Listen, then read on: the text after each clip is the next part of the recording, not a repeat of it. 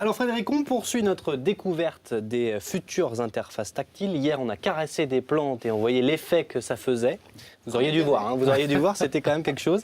Aujourd'hui, c'est n'importe quel type d'objet en fait qu'on va pouvoir qui peut se toucher. transformer. Alors, on connaît tous sur nos interfaces tactiles, il y a des moteurs haptiques, on appelle ça un retour de force, ou alors on sent un peu la texture.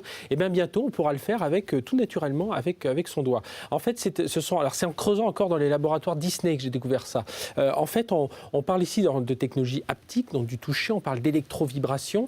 On produit tous, lorsqu'on touche du plastique, du bois, on a tous une petite impulsion électrique, alors qui est infime, et puis on ressent quelque chose. Eh bien, eux, leur invention, c'est de créer un petit boîtier qu'on va voir à l'instant, qui fait 5 cm, alors on peut l'installer sous une chaise, on peut l'installer dans le talon de sa chaussure, et qui va modifier cette impulsion électrique pour pouvoir vraiment ressentir le toucher, vraiment. Donc on est vraiment dans un nouveau type d'interface. Alors on comprend bien le principe, mais en gros, ça sert à quoi ? Ça sert à... Il y a plein de choses. La première, c'est de ressentir ce que l'on voit à l'écran d'un objet réel. Donc, il peut y avoir des applications d'apprentissage. Donc, on peut avoir, par exemple, c'est ce qu'on voit à l'écran, une théière, et puis il y a la vraie théière est derrière, et donc on touche la théière et l'écran, l'application enregistre ce que l'on fait. Et puis, lorsqu'on retouchera à l'écran cette théière, on aura cette sensation de toucher. Après, ça permet d'avoir des interfaces. Alors, on pense aux non-voyants qui ont besoin de ressentir les objets, ce qui se passe en dessous.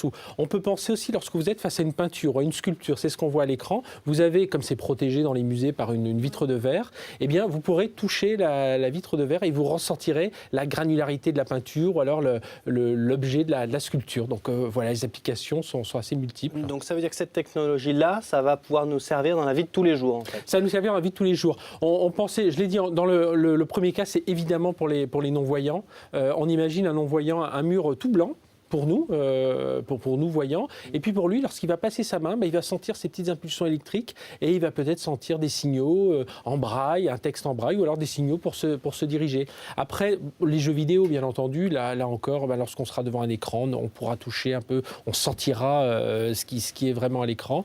Et puis, il y a tout un tas d'applications, j'en avais noté quelques autres qui étaient une carte de géographie. Voilà, on est sur une carte de géographie, on pourra toucher, on pourra ressentir le relief. Donc voilà, c'est tout un tas de choses qui sont en train de se mettre en place. Il faut que l'objet en question soit connecté lui-même et puis nous, il faut qu'on soit doté de ce petit boîtier, mais ça peut vraiment révolutionner les choses. Ah, c'est sympa, la nouvelle technologie au service de la vie de tous les jours. Merci beaucoup Frédéric, à demain.